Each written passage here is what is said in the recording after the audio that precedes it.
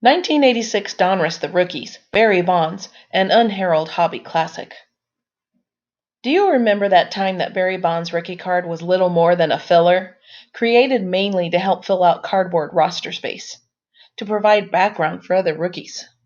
Sounds pretty ridiculous here in the 2020s, more than a decade after Bonds wrapped up one of the most storied runs in baseball history, and after all of the notoriety that swirled around his amazing late career surge. And especially considering that he came into the game with a certain amount of fame already baked in, courtesy of being Bobby Bonds' son and Willie Mays' godson. But the truth is, Bonds was nice to have in the various sets released after the 1986 season. That went for the 132 card tops traded and Fleer update issues, and it went double for the 1986 Donruss The Rookies box set. After stepping into the postseason set fray with their 1985 highlight set, Donruss dropped all pretenses in 1986 and fully embraced the rookie card mania.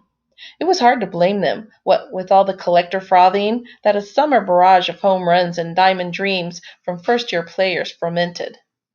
That was the summer Wally Joyner came out of nowhere to threaten home run records, in the first half at least. And when Jose Canseco lived up to the hype to chase down Wally World in the second half and win the American League Rookie of the Year award. It was the summer when Bo Jackson became a two-sport star at the highest level, when Kevin Mitchell helped the New York Mets streak into a division title on their way to the World Series trophy, when Will Clark unleashed his thrilling left-handed swing on the majors. And it was also the summer when Barry Bonds debuted for the Pittsburgh Pirates, when he hit .223 with 16 home runs and 102 strikeouts, and 36 stolen bases were nice, but not Vince Coleman nice. The 65 walks were boring. The solid left-handed play was, well, left-handed play.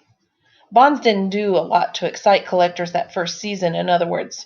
Not when we were all waiting for the first pasteboard glimpses of Wally and Bo, and even Todd Worrell.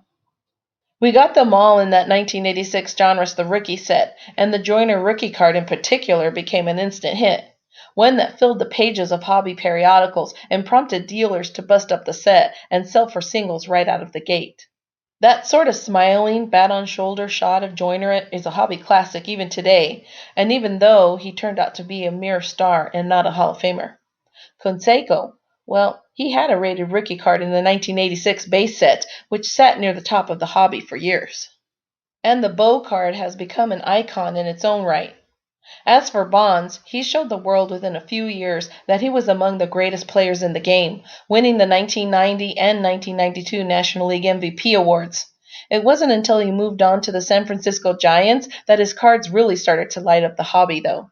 These days, after all the lights and homers and records, and after the PED scandal and the so far failed Cooperstown election, Bonds' cards are still heavyweights, though maybe not quite as heavy as his otherworldly stats would suggest. The tops traded and Fleer update Bonds rookie cards probably get more play and sell for more, but the Rookies card is historic in its own right. The first Donruss card ever of one of the greatest hitters ever to take the field. And while Bonds has had his detractors, this card still sells for big money in big condition.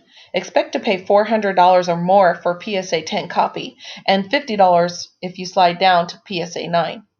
No matter what condition, though, the Bonds cardboard story can't be told without the page that is his 1986 The Rookies card.